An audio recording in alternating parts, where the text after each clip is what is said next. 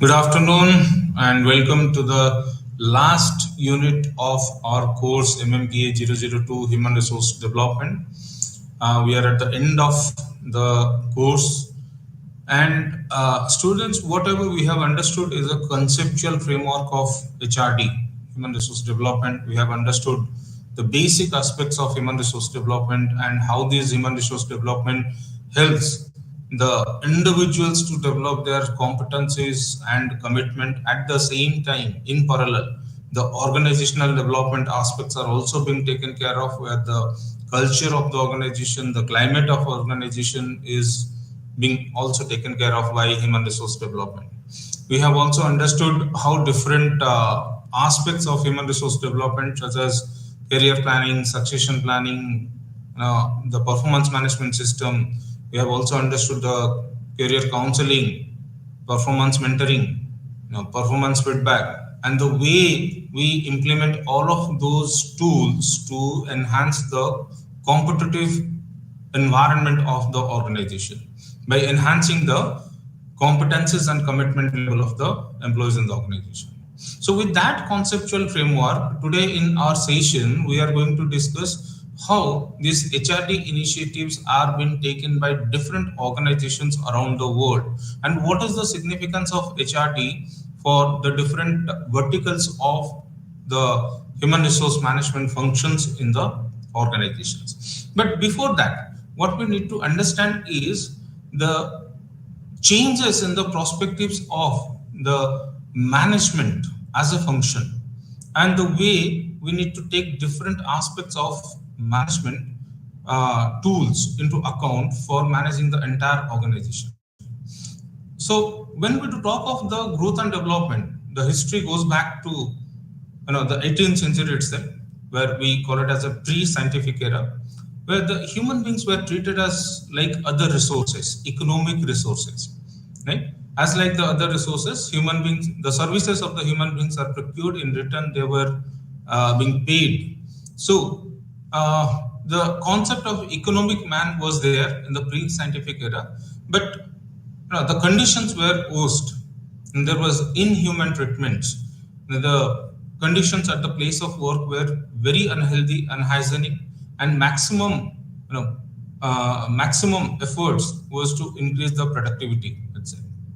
But with the growth of scientific era, when we have come out with the contribution of F.W. Taylor, scientific management, so there, for the first time, it was realized that the individuals need to have specializations in their own efforts. So division of labor, the concept of division of labor was introduced. And for that, somehow the efforts were given for the enhancement of the productivity of those employees by enhancing their skill, knowledge, abilities in their job domain. So jobs were divided according to that. The required skills, the required abilities of the people were to be taken into consideration for enhancing the overall productivity of the organization.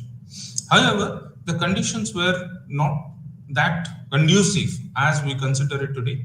So in the bureaucratic era itself, administrative management era. So in that era, we have Max Weber's contribution was there. Some of the like we do have Henry Fayol's 14 principles. And if you do make an analysis of all of those theories in that administrative era, the focus was on enhancement of efficiency and effectiveness. Efficiency and effectiveness through the establishment of rules and regulations. The emphasis was given on the administration of human resources through establishment of rules and regulations. So that was the thrust area of this administrative era. But focus was same as if we have understood that it is to enhance the productivity of the employees in the organization. Later on, when we had the Hawthorne experiment conducted by Elton Mayo, right, the new dimensions of human beings were found significant for the productivity of the organizations. It was observed that the human beings are made up of their own self. They do have their own psychological system, sociological system. So human beings are to be treated as human beings. Human beings are to be treated as human beings. That is what you need to understand. So the behavioral era focuses on development of individual employees in the organization. So some of the aspects, like behavioral aspects, like we talk of their learning, their perceptions, their attitude development, all of those things were focused. And the employees, the thrust is personal development, individual development. Right? So from the scientific era to the behavioral era, you can see that there was a continuous improvement in the aspects in which we used to work on the employees, not only in enhancing their skill, knowledge, abilities in terms of performing their job, but at the same time, we need to think of the growth and development of the individual employees as individual, as human beings. But if you see, during this 1950s, there was a shift. The focus was shifted to the quality management issues. We call it as management science era, where the focus was on TQA, total quality management. The focus was on enhancing the quality initiatives, and there was a worldwide recognition for enhancing this quality. So we have understood many such concepts. Many such concepts are emerged during that particular time. May it be TQA, may it be JIT, may it be zero defect programs, may it be Pokayoka, 5S, 6 Sigma, whatever it may be. All of those initiatives were being ensured to meet the requirements of quality products and services in the organizations. But my friends, I'd like to tell one thing, that whatever initiatives that was taken by the organization for ensuring that quality, could that be possible without having a quality manpower? No, that wouldn't be possible. So what is the thrust of all of those efforts is again how to make a quality manpower base at the organizations. So it's all about developing the human resources so that they can meet with the standard technical aspects of the organization and they can lead the organization from the front, right? And nowadays we to talk of this organizational environmental theory of late. We have understood during 1960s, 70s, we have understood that these external environmental factors do also play a very significant role in managing the organizations. So organizations are constantly subjected to the change processes. Change in all dimensions, may it be in the dimensions of products and services, may it be in the dimension of the structure, whatever it may be. But that is what that has to be incorporated because of this external environmental factors. But one thing is that even if we say that these external environmental factors do influence and organizations need to cope with that, but the problem is to have resistances of people. Human resources, they are to be accommodated.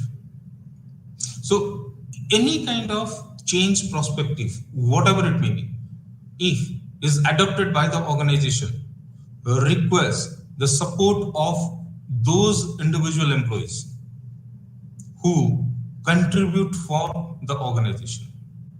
So what I want to say is that starting from the very ancient age till the present time, if we'll see that whatever initiatives were taken by the management, whatever theories have dominated in a particular period of time, the moral is the growth and development of human resources in the organization. If we have to talk of human resources in the organization, organizations have realized that the success or failure depend on the management of human resources only. So the role of HRD in managing those human resources, ensuring that these human resources are effectively and efficiently utilized in the organization are the key factor to the success. That is what we need to understand, right? Similarly, if we to talk of the present day scenario, as if we have understood in our previous classes, that we are living in the VUCA world, no? Volatile, uncertain, complex, and ambiguous, right? But the major challenges are to deal with the human resources, whatever it may be, right? So HRD professionals, whoever are the people dealing with others in the organization, they do have many such bigger challenges. One of the bigger challenges is how do they manage these layoffs? With the growth of science and technology, with the advancements of technology, artificial intelligence, when we start automated manufacturing processes, automated processes. So unless and until the people of the organization would upgrade themselves with the technological advancements, they will become obsolete.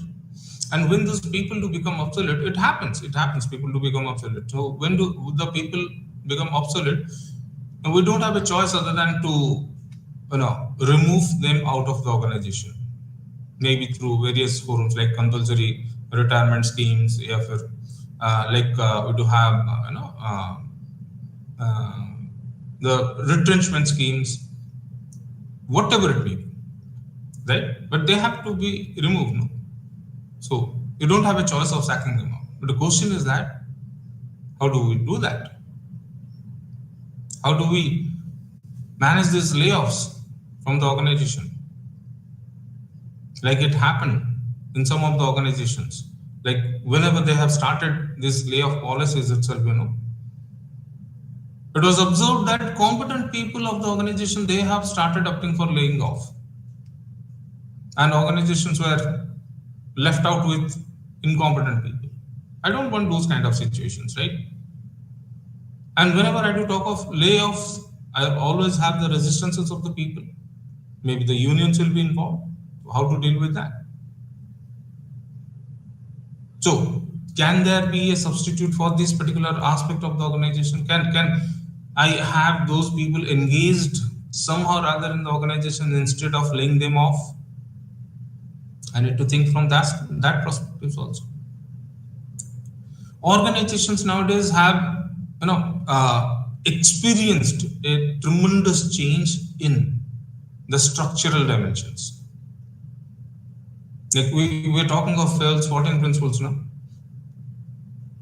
I don't think unity of command, chain of command have that significant at the present days as of the earlier days. No? We have witnessed, staff structure, line structures, matrix structures.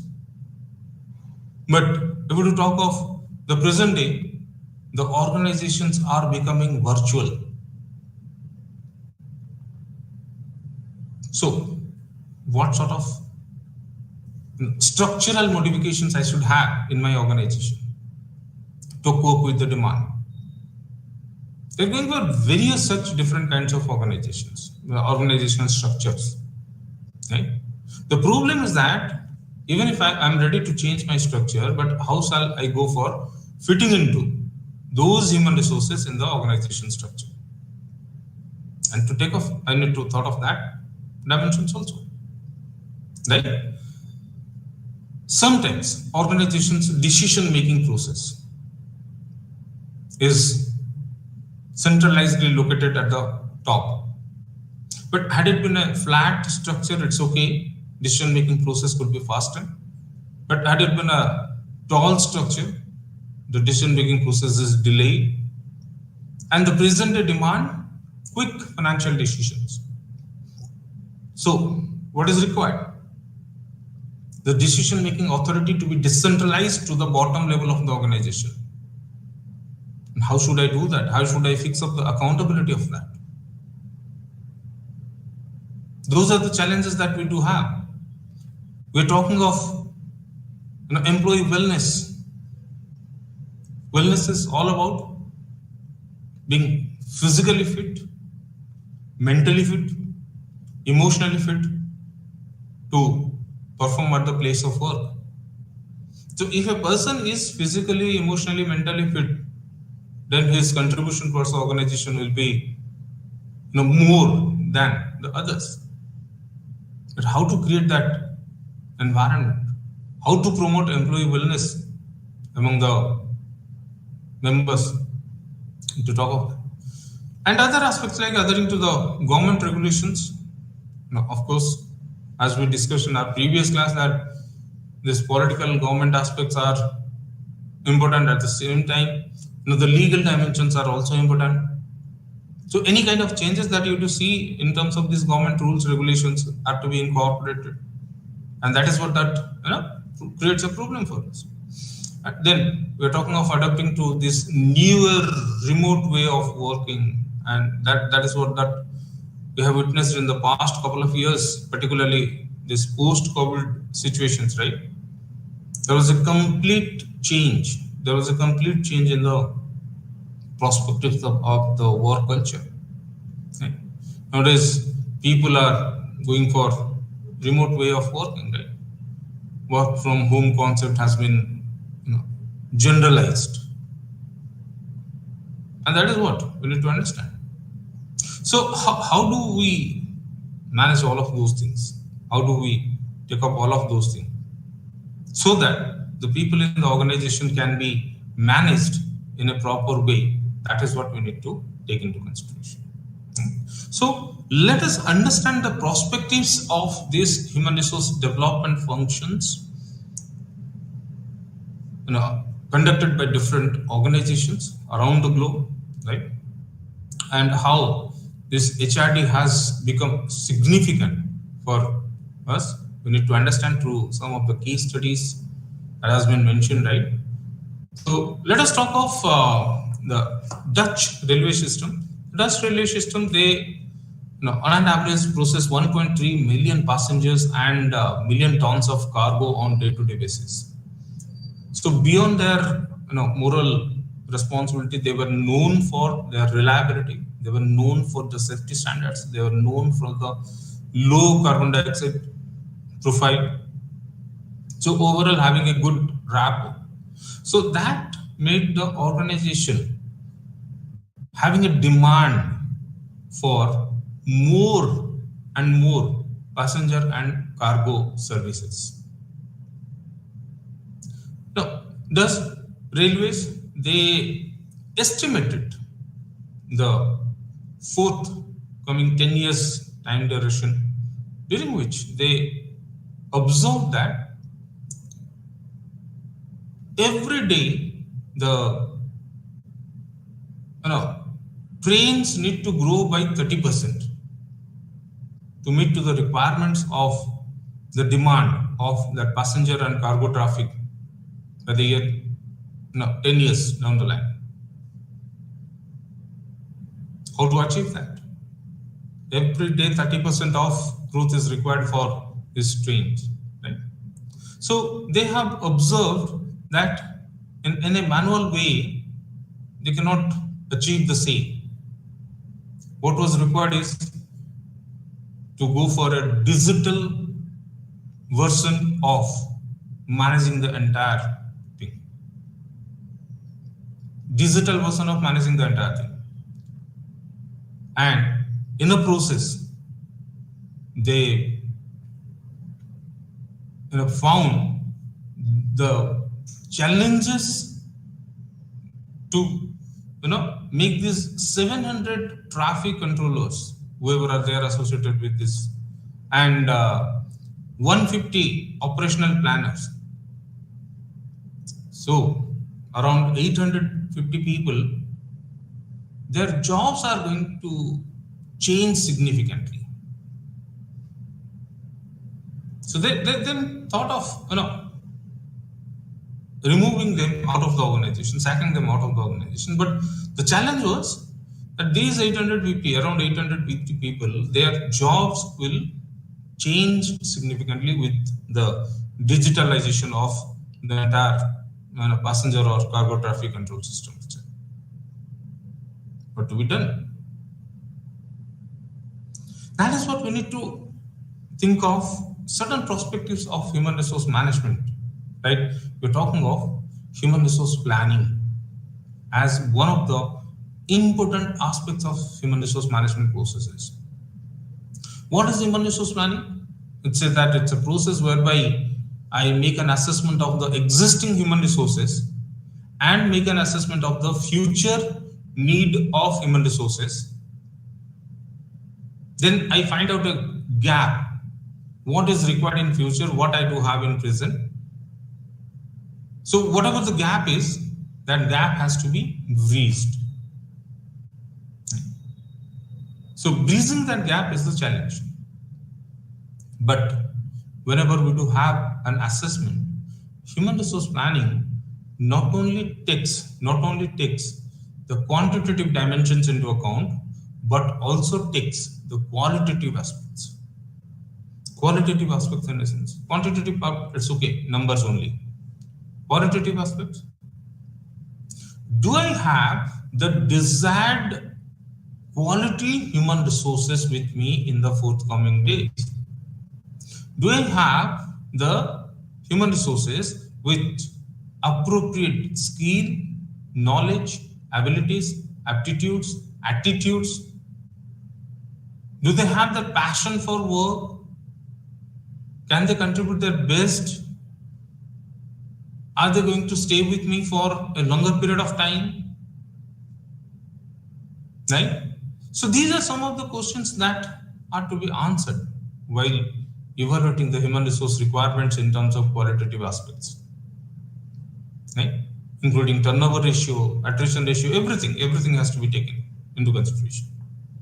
So what we need to understand, what we need to do in human resource planning is not only to meet the present day's requirement in sort of shortage or surplus of human resource management, human resources, but at the same time, we need to prepare the human resources for the forthcoming requirements of the organization.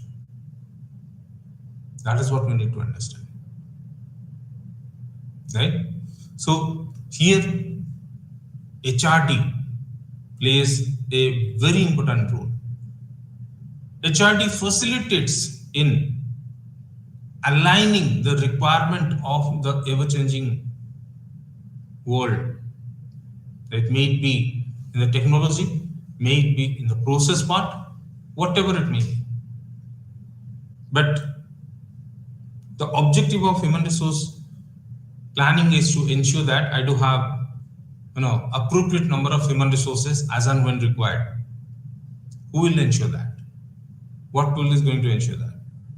It's nothing other than the human resource development. Okay. We need to prepare the human resources for the future requirements of the organization. That is what is the essence. And we don't know what sort of technology or process is going to change and how do the organization will cope with that. So HRD has to be proactive in nature. Right? That is what that need to be focused on. So the role of HRD is to manage the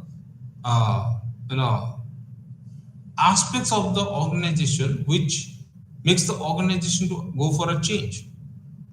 And moreover, they need to train the people, equip the people with the demands of the organization. So the thrust of HRD is always enhancing the skill, knowledge, abilities of the people through its training and developmental aspects. So we need to talk of this human resource development to focus on these qualitative aspects of the job of the person, the personal characteristics. So some or other, I may have a question, what I need to do with the personal characteristics of a particular person. The person is working in the workplace, so I am only concerned for his output. But having the output without integrating it with the culture of the organization is not going to have it for a longer term. Right? So that is what that you need to consider. So HRD facilitates the HR planning process. When we talk of retarget here, we we need to understand the second company as Retargeter, which is a pioneer in digital advertisement. Right? Repioneer, they had a problem, basic problem. Basic problem was that whenever they used to have it in their growth phase, they used to go for recruiting people to meet to the quality standards of the organization, because they were leading the industry of digital advertising, right? So to maintain that, they need to have quality manpower.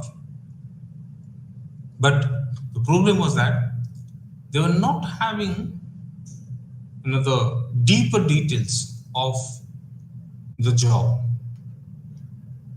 They were not observing engagement of the employees at the place of work, right? So they couldn't find out proper interaction in terms of what to be done, what is being done at the place of work, what to be done, all of those things. So without having that proper knowledge, whenever they used to go for recruitment itself, they both it was a problem for the employer as well as from the employees, right? So most of the time they end up in a selection of wrong people at the place of work itself. So they end up with selection of no people itself. So they observed that it was leading them to have wastage of time, right? With this informations not being properly, not being properly accumulated, ends up in wrong decision. So there were many missed opportunities, right? So all of those things make this organization to come out with some sort of challenges. First is how to optimize the hiring speed. Like nowadays we do talk of everything in terms of the cost which is involved, the return on investment, ROI dimensions of the organization. So what are the costs involved in recruiting the people? That has to be minimized, no? So that was a challenge. Then making these candidates, like inducing to the culture of the organization, making the candidates to have their professional development, need to adopt the culture of respect or be a part of the team, so teamwork, all of those things can be there. What is the solution to that? Solution is a proper understanding of the job. Proper understanding of the job. And HRD says you need to diagnose the problem to find out the root cause of the problem. Right? So you need to find out the root cause of the problem itself. So for that, what we need to do? We need to carry out, a proper job analysis method. Job analysis is a systematic scientific method to find out all the factors that comprises the job. All the factors means I'm taking both those factors, right? Like all those factors related to the job, all those factors related to the individual, human being. So all those factors have to be taken into consideration, right? So it's a systematic scientific process of finding out all the factors that comprises the job and human. Now, when I do find out all the job related factors, I write it down in terms of a basic statement. That is what we call as a job description. Right? Job description describes the basic aspects of the jobs that the individuals need to perform at the place of work. Right? And you know, job descriptions have the basic, or is a foundation stone of any such employee joining for any such organization in relation to his contribution towards the organization. Yeah. So proper diagnosis of the problem and then finding out the solutions to that. Job descriptions will help us in identifying all of those things. HRD leads to job descriptions in terms of its action research methods and all those things to find out the root cause. Okay. So without a proper job description, people may not contribute their best. That's what we need to understand. As if in case of loss group, they were one of the biggest player in the vehicle industry itself, right?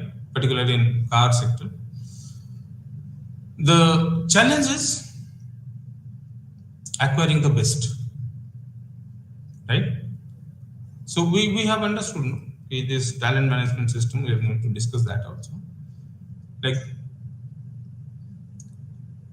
the basic administration of human resources focuses on acquiring the human resources, utilizing them, and then motivating them and retaining them.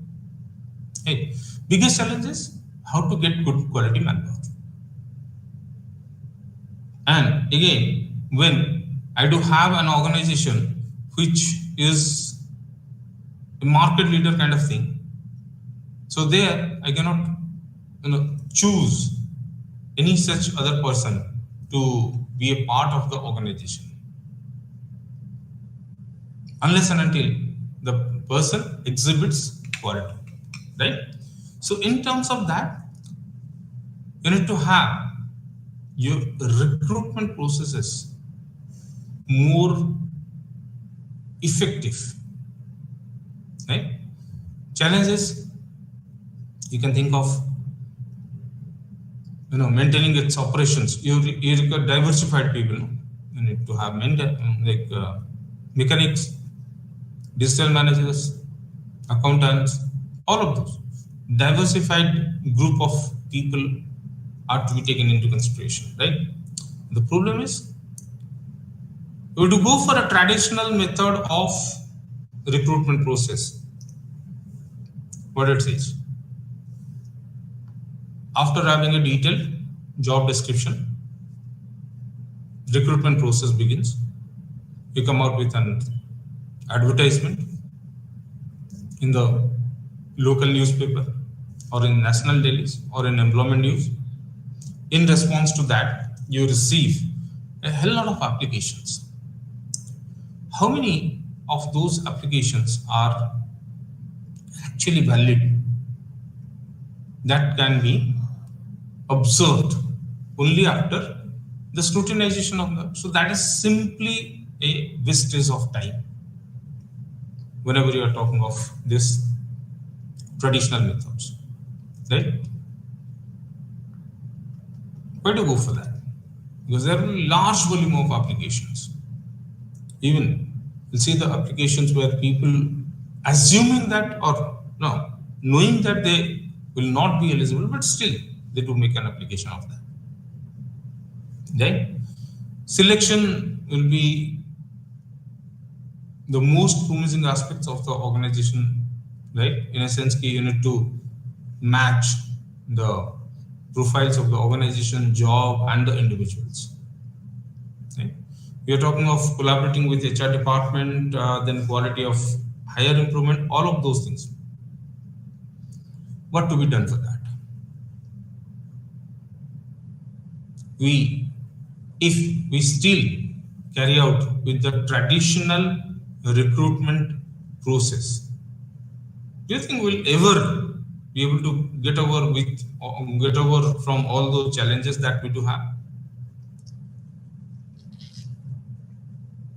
May not be.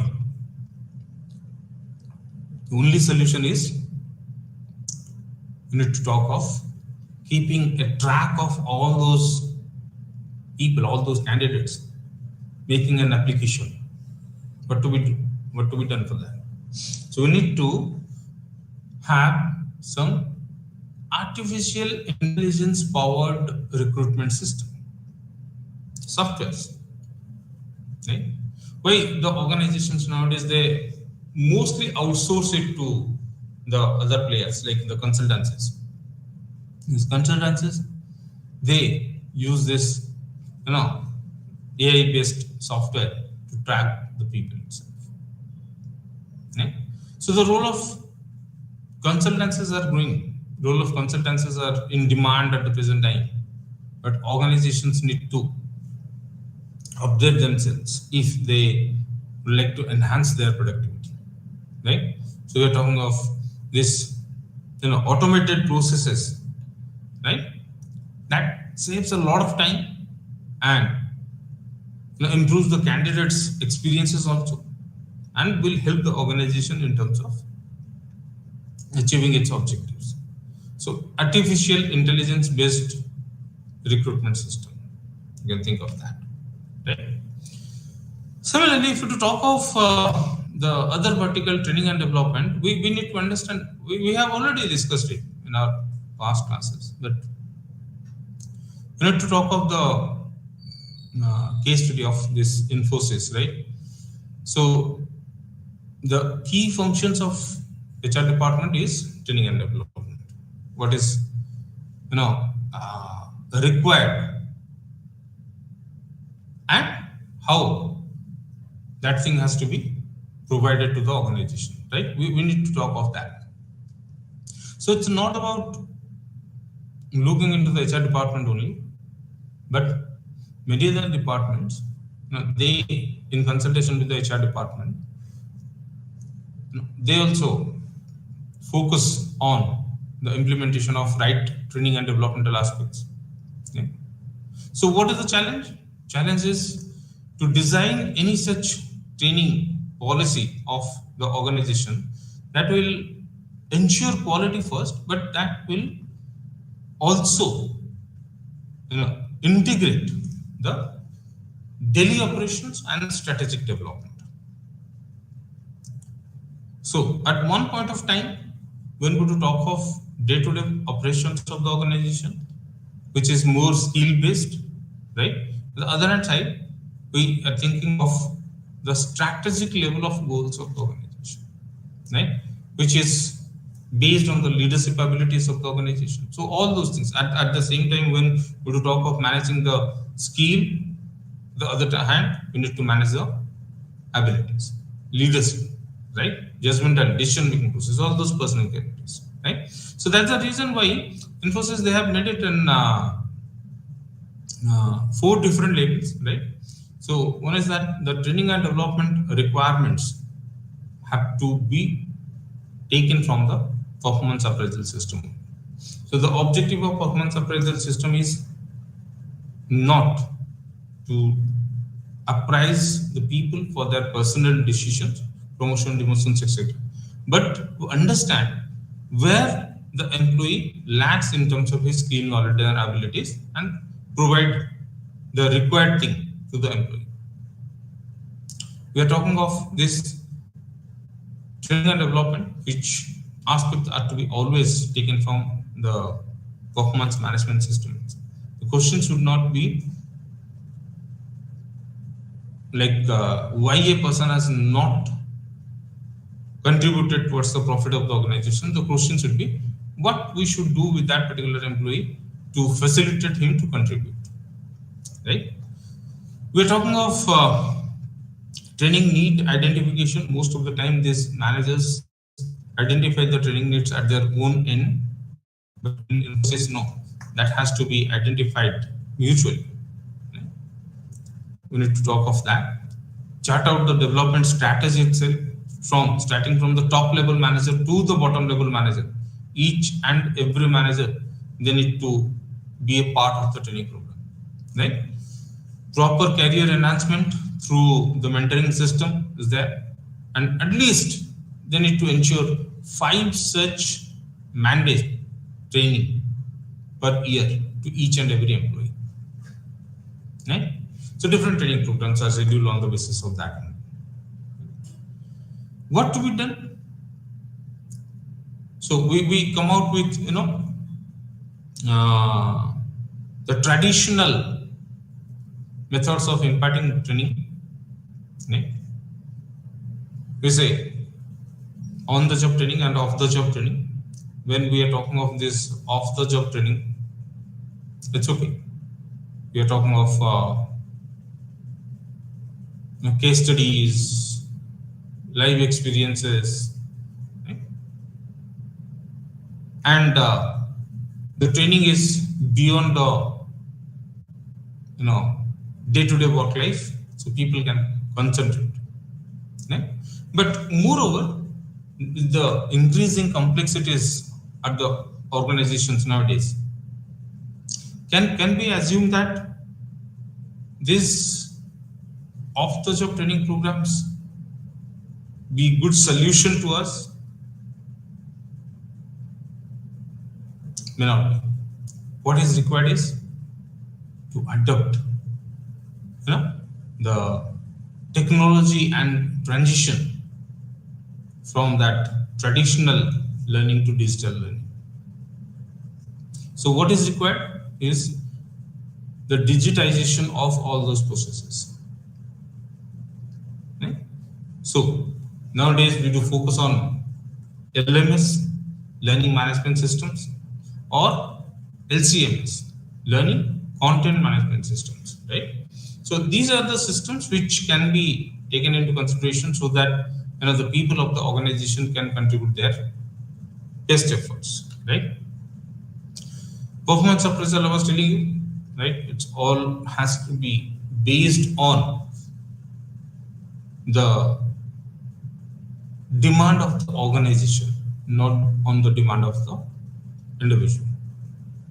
So when we talk of this A&M consulting organization, so they work predominantly with certain projects, and the overall work expectations, role expectations are predefined. But whenever we do talk of this role and expectations to be predefined, it has to be based on projects itself. I don't think this will help us to accomplish the said objective of appraisal. Right? So what is required is to make individual employees accept the goals in line with the organization. So it's not about developing the efficiency of the employees. It's about developing the ownership. Right? So when the goals of the organization are to be decentralized to the bottom, right? And these goals of the organizations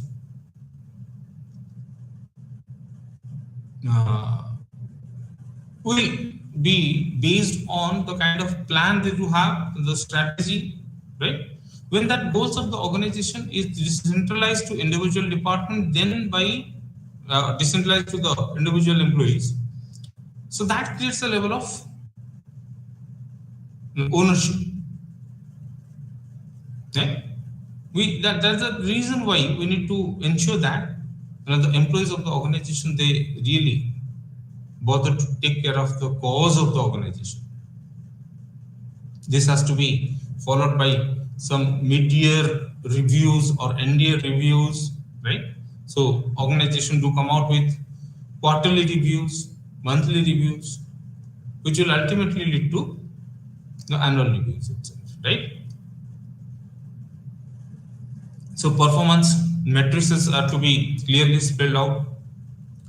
Employees must know what is being expected from them. Otherwise, there will be a problem. So we say that three different roles are being played by the employees in the organization. One is a expected role. One is a actual role, right? One is a enacted. Okay? So expected role is what the organization does have from the employees in terms of expectations, what the employee has but from the organization in terms of expectations. Employees' expectations from the organization, organizational expectations from the employee itself. Right? So if the expected role doesn't match with the enacted role, what the person actually is doing in the organization. I have been told to do a list of things, but when I was assigned with the job, I am observing that I'm doing completely different set of work. So when there is a mismatch, there will be problem, right? So what is required is the exact descriptions of the job that the individual need to perform. Right? So that has to be clearly spelled out. That is why goal setting process are to be taken as a meticulous process with mutual agreement, right? So that will create, or this performance management system should have been integrated with this training and development system, career system, compensation, reward system, each and everything. And when we do talk of HRD, you understand that how this HRD plays a very important role in the organizations. We come to the aspects of this compensation development when we do talk of the basic case as KPMG, right? A leading consulting firm of New York, right? They were thinking of the or taking care of the well-being of the employees. We have discussed that, no, employees' wellness, employees' well-being, where employees are not only physically fit, they need to be fit in terms of their jobs, right? In terms of their like performances itself. So what is required? Their emotional involvement, whether they're emotionally stable. What is required? Whether their skill, knowledge, abilities are there to help him in terms of his goals, right? So those are the things we need to take into consideration. So whenever we talk of the employees' involvement in the process, we say that employees are mentally, physically, socially, financially sound to contribute towards the organization. Right? The challenge is how to, take care of this employees' well-being. Now, KPMG has come out with many such, innovative approaches of that, right? As in the pension program with single automatic company-funded contribution, which is equal to 6% to 8%, right? So that provided job security to the individual employees, right? 3 weeks of additional caregiver leave is granted to the individual employees. 12 weeks of paid parental leave are given to the employees. They have expanded their holiday calendar also. Okay?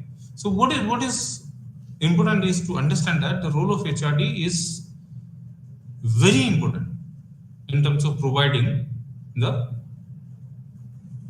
physical, the mental, social, cultural, financial well-being of all the employees. If my employees are satisfied, then they can take forward the cause of the organization. If employees are not, when we talk of this compensation itself, we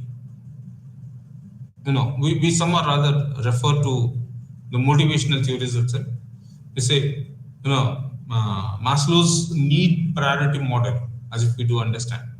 So the lower order needs like physiological, safety, social needs, lower order needs, higher order needs like actualization and esteem needs, right? Lower order needs to be fulfilled first, than the higher order needs. Of course, there is no such hierarchy, but we need to understand one thing, that achievement of both the needs are equally required. Achievement of both the needs are equally required. So when you do think of fulfilling your lower order needs, you think of money or direct monetary benefits. When you think of fulfilling your higher order needs, you need to think of other aspects of compensation, such as recognition programs, reward programs, right? And the objective is to get the employees involved, right? So whenever we to talk of this HRD system, they do play a significant role in the compensation dimensions itself. We are talking of diversity management and the inclusion of diversity for our organizations. Always we do have a question within us, whether this diversity is required, whether it is essential, what are the benefits of this diversity, what will happen if I will not have this diversity. Friends, nowadays it has been an essential part of the business organization, right? Like that is a part of the strategy of the organization. What to do with that? That will help in improving the market share, reducing cost, increasing productivity, improving the quality management, creativity, innovations, inventions. All of those things will be there because of this diversity. Because when I do have a diversified team, basic definition of team, what it says, people with complementary skills can form the team. So a diversified group of people do have complementary skills, right? So both are required. We say how HP has achieved its objective through the diversity programs itself. They, in the 70s and 80s, they have started with the initiative of recruiting from the college. So student network experience programs were there, Black Managers Network, that was there, right? And they focused on group discussions to attract women and minority category from the college days itself, right? Students, even Black managers, like in terms of Black people we are talking of, and women and minority, right? So during 1990s, they have started a worldwide campaign for this diversity itself, right? Come out with Black Employees Forum, revised policies on diversity, deaf and hard of hearing forum. They organized many such conferences and diversity initiatives in Asia as well as in Europe itself. Okay? So that facilitated HP to upgrade itself in terms of the requirements of the organization, right? And according to that requirement itself, this diversified group of employees are to be finalized, right? Another one important dimension is this employee engagement concept. When we talk of this employee engagement, like we are talking of this Hyatt hospitality, right? Group of hospitality. They do have more than 600 properties in more than 50 countries, where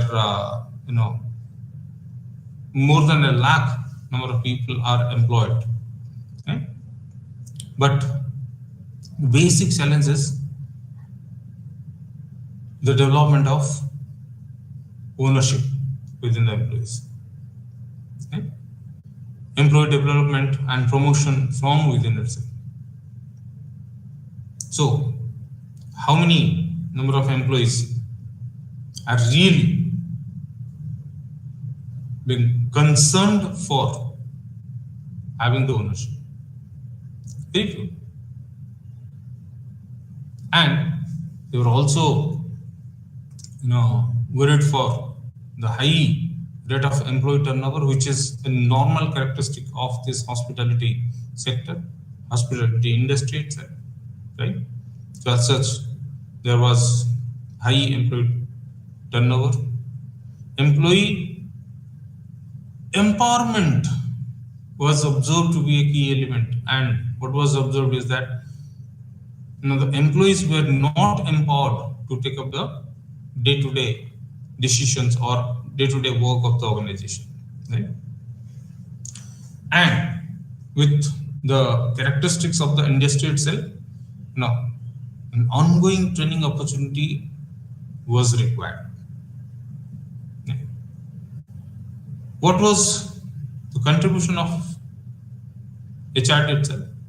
Now, the concept of engagement can add value. We need to think of the engagement as a process to add value to the existing systems. But how can it be possible? We say that engaged employees, they will be pride of their organization, they will be satisfied, committed, they'll have praise, right? So they do reflect attributes of passion, willingness, working relationships, commitment, all those things, right? But do we think that this engagement of the employees will be possible without empowering them?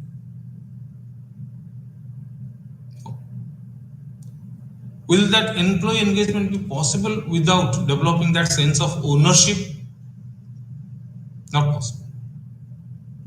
So, through its efforts, HRD can focus on development of ownership, which will empower the employees having that ownership,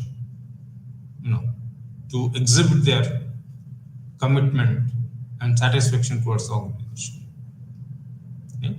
Thus, this engagement also requires a huge efforts supported by the HRD initiatives. We are talking of ethics. Now, everywhere we are talking of this ethical dimensions to be considered first beforehand. But here, we need to focus on certain aspects like Austin's codes of ethics. They say there are 3 such important benchmarks. Like first, how many employees of the organization do validate the interest of the organization before validating the interest of their own? This is a normal phenomenon that we do come out with each and every organization, right? People are highly concerned for their own benefit than the benefits of others. People are concerned for their rights, but no one is concerned for their duties. So, we need to promote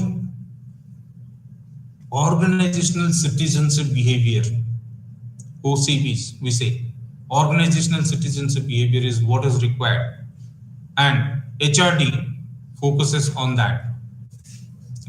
We are talking of duty to the society, decision making that has to be based on facts, not on values. Value-based decisions involve emotions, but we have to be highly specific in terms of taking a correct decision. So it has to be based on facts. And organizations are bound to be guided by this national and international laws, policies, plans, rules, regulations, whatever it may be. Right? So we come out with some standardized organizations like World Ethics Forum, which works throughout the world to promote ethical practices around the globe by different organizations. But as such, we need to think of implementation of the same through various HRD initiatives. And towards the end, we do come out with this HR analytics, right? HR analytics plays a very significant role at the present time because the decisions are so complex that unless and until we do have these decisions based on data, it will be very difficult for us to manage the entire thing. Right?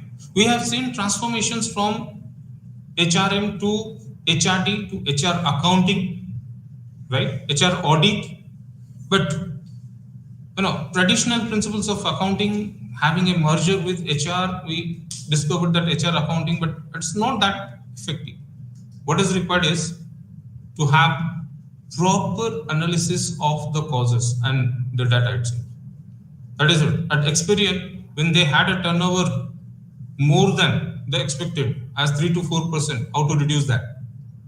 Unless and until I do have sufficient data, I cannot take a decision of my own. So only thing that helps to implement all of those aspects is this analytics, HR analytics itself, right? So data classification, association, clustering mechanism, all of those things are included there to take proper decision. So friends, let us end it over here. What we have discussed is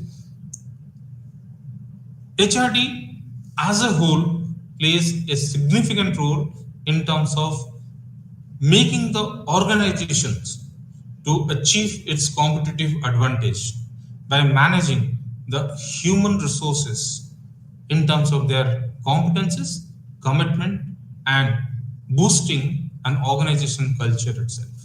Right? So that is how. Hope these sessions were effective and this could clear all of your doubts. So thank you very much for having your patience for all those 12 units we have under HRD. Thank you, and once again, we'll meet you with some opportunities too. Thank you.